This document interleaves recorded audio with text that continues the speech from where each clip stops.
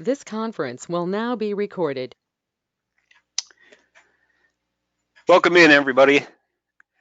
For today's lecture section, we are going to be talking about anatomy, physiology, and medical terminology. This is going to be correlated into Chapter 7 of your textbooks. Now, we are not going to dive extremely deep into the different body systems for our lab session. I am going to have you guys create those different body systems out of Play-Doh. And then next week, you will also have the opportunity to give a speech and a training session on the different body systems that I assign per rescue group. So again, it's going to be a brief tutorial on those body systems. We're going to dive a little bit deeper into some of the key terms associated with anatomy and physiology.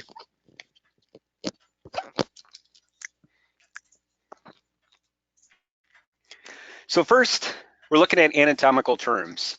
Now for this section, best advice that I can give you is to create flashcards and then to go over these. Same thing on my Brady Lab. There's a couple of different games that you can actually play in order to get some of these key terms ingrained in your mind. It's one of those things where you just kind of have to remember them. So first, we're going to be looking at anatomy. So definition is going to be refers to the structure of the body and the relationship of its parts to each other. So this is the body makeup. This is how the body is made. Now, when we look at physiology, physiology is how that body system actually works.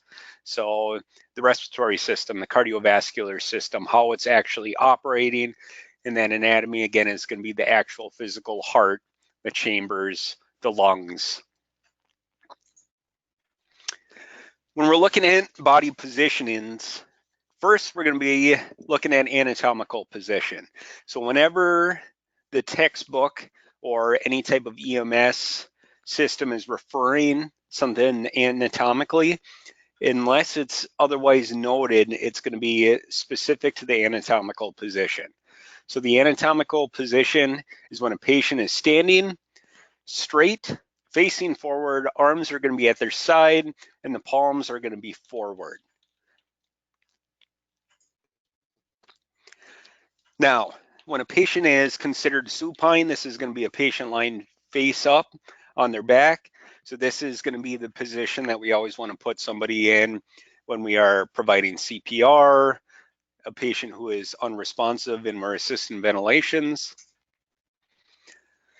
Patient who's prone is going to be lying face down on their stomachs. So there really isn't any circumstance that we would transport a patient into a prone position or keep that patient in the prone position, but this will be most often correlated for how we find a specific patient when we arrive on scene. Our recovery positions or lateral recumbent position is going to be referred to as the patient is going to be on their side, whether it's right or left. And then with Fowler's position is when they're lying seated and their back is going to be elevated to a 45 to 60 degree angle. And then with semi-Fowler's, it's going to be at an angle of less than 45 degrees.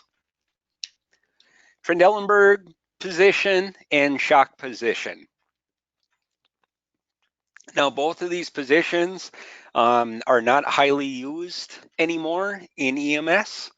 Trendelenburg position and shock position both state that elevating the legs and having that patient lie flat on their back. As a result of that, the original thought is we're going to get better blood flow to that patient's core organs. However, with that position, they're finding negative consequences behind this. One is we're putting more pressure on the abdominal cavity, and as a result, it's pushing up on the diaphragm, and it's going to make it more difficult for that patient to actually breathe. Also, we run into issues with increased pressure within that patient's head because we're increasing the pressure with that increased blood flow. Now, there's also some different studies out there that signify a negative consequence of preload and afterload of that patient's heart. So let's look at pictures of that different position. So here we see the anatomical position. Again, that patient is standing straight, erect, arms at the side, palms facing forward. Here, supine position, prone position. Supine position basically is going to be any patient that we're working on who is unresponsive. We want to put them in that position. Here, an example of that right lateral recumbent and left lateral recumbent position. Now, these are great positions to put a patient in who has just experienced a seizure or who is actively vomiting or nauseous, because we can easily suction and clear that patient's airway out, and we're going to allow gravity to be our friend on this as well and have that excess saliva and material come out of that patient's mouth. Here, an example of the different degrees for semi-Fowler's position and Fowler's position.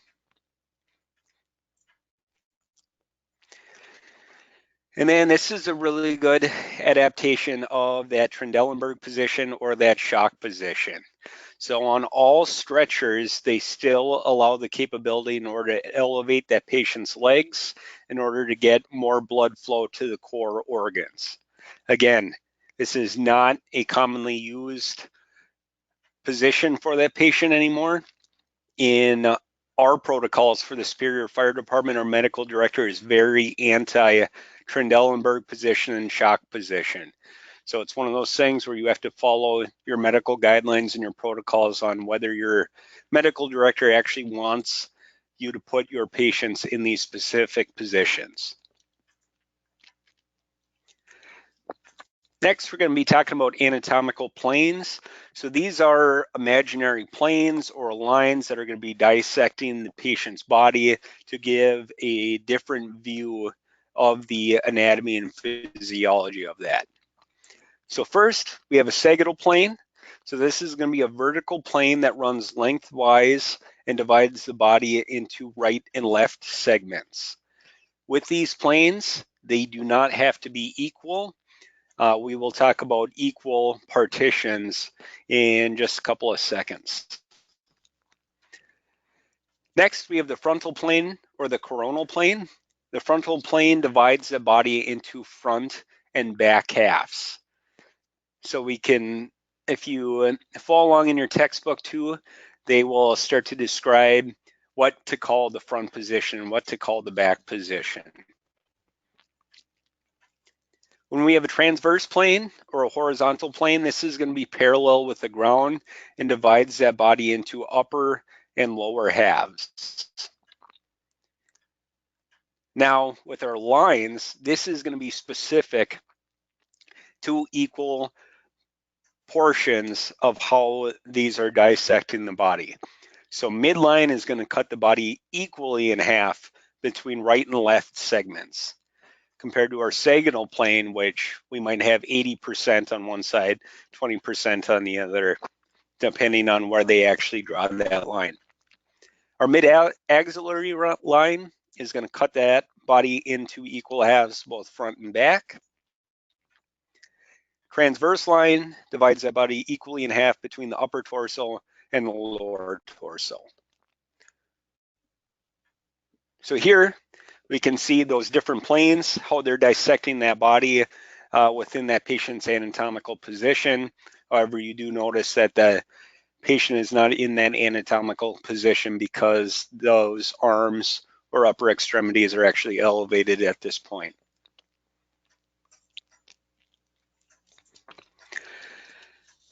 So when we're looking at descriptive terms of the anatomical body, when we're referring to anterior, this is going to be toward the front. So when patient's got a laceration, some type of injury, we're describing it anterior. It means it's more towards the front than it is the back. Compared to our posterior, this is going to be towards the back of the patient. Now, all of these descriptive terms, and when you are documenting, it is always the patient's right or left, not your right or left. Superior is always going to be towards the head or above the point of reference. So if I have a laceration on my upper arm, I would say it's superior on that left arm. Inferior toward the feet or below that point of reference. Dorsal towards the back. So good way to remember this is dorsal fins on sharks and fish. That is on the back. Ventral is going to be towards the front. It's not medical, it's supposed to be medial. Medial is going to refer to towards the line of the center of the body. Lateral to the right or the left of the midline, so away. Another way to remember this is kind of like a lateral in football where they're pitching that ball away from that ball carrier. Next, proximal and distal. Proximal is going to be near that point of reference. Distal is going to be away from that point of reference. So our distal pulses are always the farthest away from the central portion of the body. So our radial pulses and our pedal pulses are going to be considered distal pulses. Midclavicular and midaxillary. Midclavicular is going to be the center of each collarbone, and it's going to run down vertical. Same thing with the midaxillary. So this is going to be the center of the armpit, and it's going to run down to the ankle of that patient. And then plantar refers to the foot, where palmar is going to refer to the palm of the hand. So with all of these, it's good stuff to remember, proper for documentation. And when we dive into communication, we'll also talk about using plain English as well. So keep that in mind.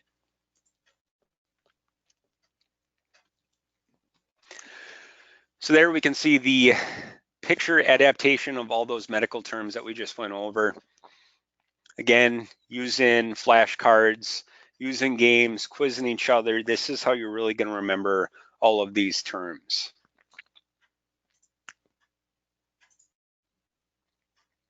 So now we're going to talk about the body systems. Basically, what I'm going to go over is the fundamental components of what these systems do, and then also the components that make them up.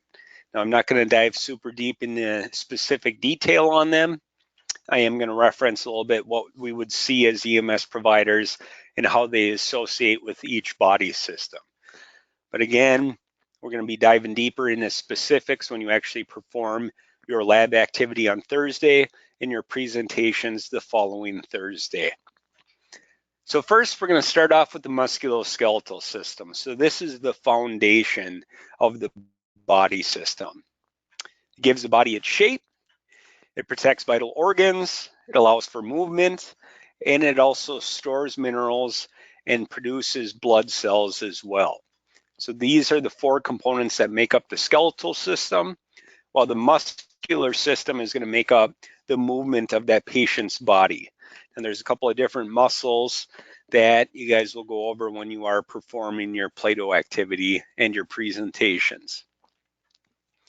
Common EMS calls that we are going to go on in relation in the musculoskeletal system are going to be trauma-related incidences, where we have motor vehicle accidents, falls from standing positions of a significant height, bruises, breaks, tears, sprains. Again, this is a very common body system that we're going to interact with when we are providing emergency medical treatment. Next, we have the respiratory system. So the respiratory system is going to be composed of the lungs and the upper airway anatomy and the lower airway anatomy. Now it is in charge of respiration, ventilation, oxygenation, and removal of that carbon dioxide, as well as serves as a buffer to maintain the normal acid-base balance of the pH system of our bodies. So here we can see the different parts that make up that anatomy system. Anything above the trachea is going to be considered the upper airway. Everything below the trachea is going to be considered the lower airway system. Now, common EMS calls that we're going to go on, in association with that respiratory system is difficulty breathing. It's kind of our bread and butter as far as medical calls. COPD patients, asthma patients, anaphylactic reactions, poisonings, these are all common instances that we would respond to in correlation with that respiratory system. So we're going to talk about in great detail the ABCs when we get to patient assessments, and that is airway, breathing, and circulation, because nothing kills our patients faster than something wrong with that respiratory system.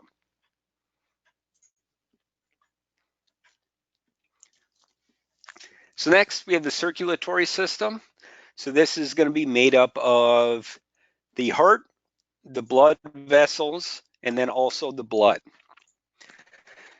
Chief mechanisms that it is going to perform is it's a medium for perfusion of the cells with oxygen and other nutrients. And it's also going to remove the waste products from cellular perfusion, as well as carbon dioxide and any other waste products. So this circulatory system correlates so well with the respiratory system that oftentimes when we do go on calls, such as difficulty breathing or chest pain, usually both of these systems are affected in some way, shape, or form.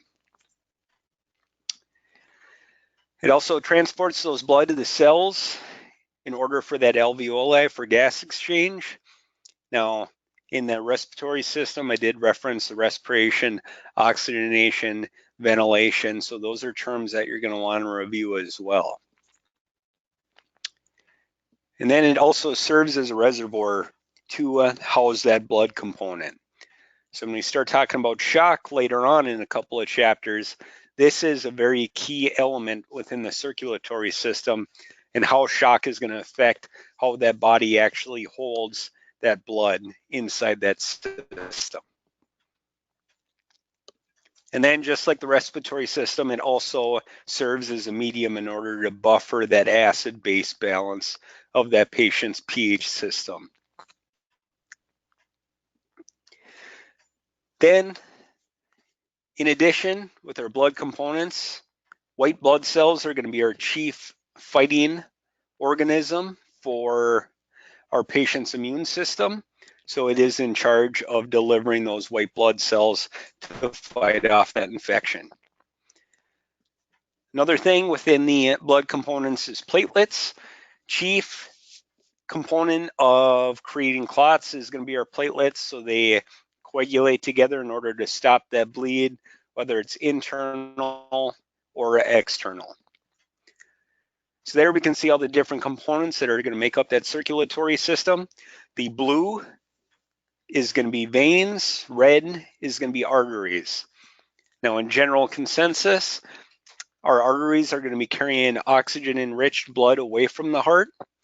Our veins are going to be carrying deoxygenated blood back to the heart. Now there's a couple of different circumstances where that doesn't happen, and you will find that out once you make that cardiovascular system in your lab. Common EMS calls that we're going to go on involving the circulatory system: chest pain calls, cardiac arrest calls.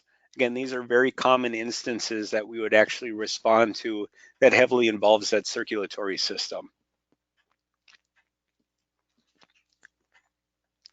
Next, we have the nervous system. So the nervous system is going to compose of the brain, the spinal cord, and then also the nerves. So this is going to be broken up into the sympathetic and parasympathetic system of our body. So sympathetic is going to be our fight or flight response, where we're actually reacting to stressors. Parasympathetic is going to be our kind of rest and digest or feed and breed scenario of how that body operates, where we're at a calm state. But what that nervous system actually controls and does is it maintains a conscious and aware state. It also transmits sensory stimuli to the brain for interpretation. So our pain, any soft touch, any stimuli like that, that is going to be transmitted through the nervous system. And then our brain is going to be able to dissect exactly what is hurting, how it's hurting, hot, cold type of instances. Is also in charge of controlling motor function, transmitting motor impulses to muscle for both voluntary and involuntary movement. So dissecting those terms, voluntary movement, this is going to be composed of our musculoskeletal system, where we're actually telling our body to do a certain thing, such as pick up a heavy object, what have you. With our involuntary movement, our involuntary nervous system is going to be in charge of breathing, blood pressure, circulation, things that we don't have to think about or actually do. It's automatic. It's going to be involuntary, where it's actually digesting, pumping that blood, breathing adequately. I just talked about the autonomic nervous system. So here, example of how that nervous system is made up, and then the dissection between parasympathetic and then also the sympathetic nervous system, and how each organ correlates to those different nervous system components. You can see the spinal cord is made up of 5 different sections. We have the cervical, thoracic, lumbar, sacral, and coccyx. So the vertebrae associated with them is 7, 12, 5, 5, and 4.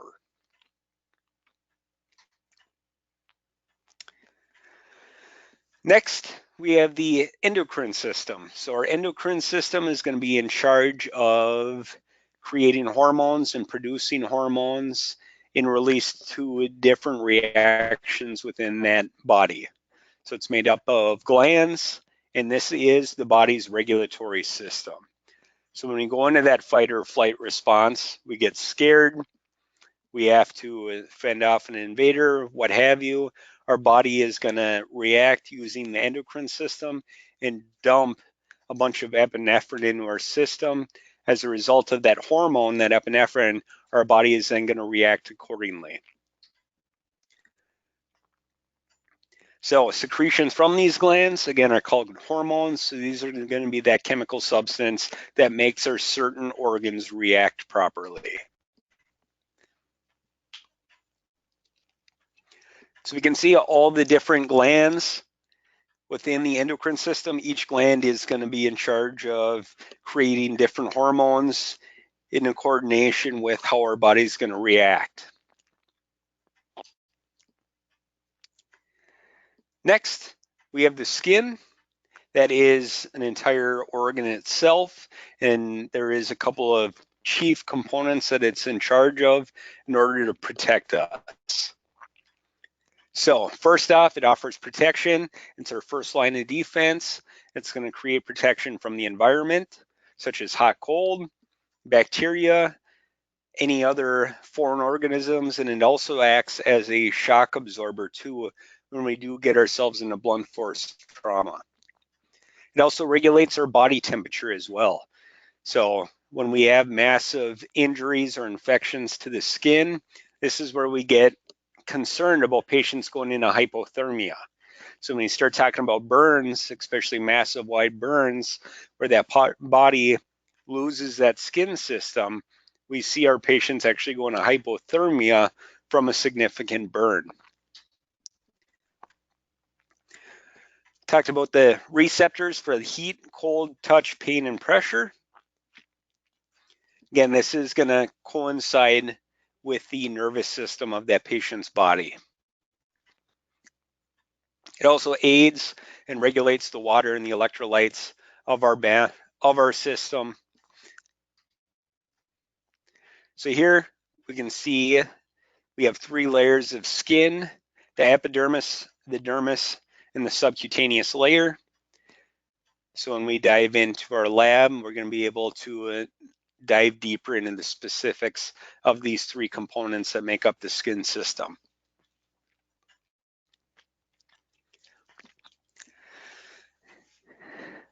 Next, we have the digestive system.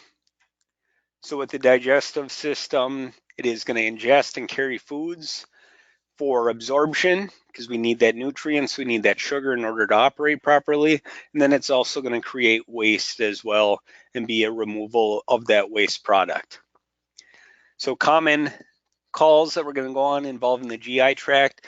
A lot of different things can happen with the GI system. Pain, abdominal pain is going to be the most common one. Could also run into significant emergencies involving a AAA, which is an abdominal aortic aneurysm. In the event that that bursts, that patient is going to lose a significant amount of blood volume in a very short time, and that patient most likely is going to go into cardiac arrest.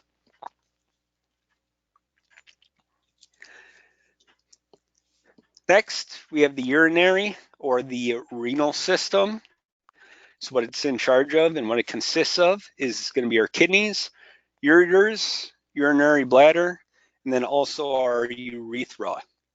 So this helps the body maintain the balance between water, chemicals, in order to create the proportions needed for health, survival, and then also proper perfusion. So we can see where those organs are located. So the kidneys are located in the retroperitoneal area of the abdominal cavity. So this can create an issue because they are more likely involved in trauma because they are much more exposed compared to some of our other abdominal organs. Some common EMS calls that we're going to go on involving this is patients who receive dialysis treatments. So for patients who have kidney disease, one of the chief components that these kidneys do is they filter out the blood in the waste product system. Now, somebody who has kidney disease, they're not going to be able to filter out that blood for themselves. So that's what dialysis does, is it actually takes that patient's blood out, it filters it for them, and then it puts that blood back in the system. So where we run into issues oftentimes as EMS providers is patients who miss their dialysis treatments, and as a result, they become toxic or acidic within their system, and that's where the 911 response is actually activated. Next, the reproductive system. So for males, the makeup is going to be 2 testes, a duct system, accessory glands, and then also the penis. Female system is going to be 2 ovaries, 2 fallopian tubes, the uterus, the vagina, and then also the external genitals. So I don't think that I have to talk about the birds and the bees to anybody, but this is going to be the chief system in how they reproduce as humans. Now for males, as far as common EMS calls that we're going to go on, we don't respond to that many true emergencies for the male reproductive system, but if a patient gets themselves into a traumatic injury, they can have what's called testicular torsion, in which the vas deferens actually twist around each other. And as a result, we don't get proper perfusion of the testes. So this is a true emergency. It can cause a massive white infection, go into sepsis, and it can actually cause cardiac arrest in our male patients. Now, we don't see this very often. Oftentimes when we do, it is a sports-related event or a patient is hit, usually in either hockey and or football. For the female reproductive system, we'll dive much deeper into this when we talk about OB/GYN unit, but a lot of different complications can occur with pregnancy, or we could be called for a normal delivery, and then also ectopic pregnancies and different cancerous incidences for the female reproductive system. So lastly, we're going to touch on medical terminology. So a great way in order for you to study for this is, again, make flashcards and then also start doing crossword puzzles, because crossword puzzles, the meanings of words will be associated into how medical terminology is compounded. So first, we have a combining form. So this is going to be the true meaning of the given word. So within that, we have a root and we have a combining vowel. So our root is going to be the medical meaning. Our combining vowel usually is going to be O, but it can be the other vowels within the alphabet. The next we have our suffix, which is going to be the word part added to the end of the combining form that gives it specific meaning and detail. So if we look at this, we have our combining form, which is going to be broncho. So the medical meaning behind broncho is going to be bronchioles, or our lower airway system. Then we can see our combining vowel, which is O. We're going to add our suffix into that, which is going to be itis. So itis means inflammation. And as a result of this, we have bronchitis. So with bronchitis, that is going to be inflammation because we have the itis. Bronchioles, which is bronch or bronchi. Combine those two, we have inflammation of the bronchus or the lower airway. So this chapter is very large.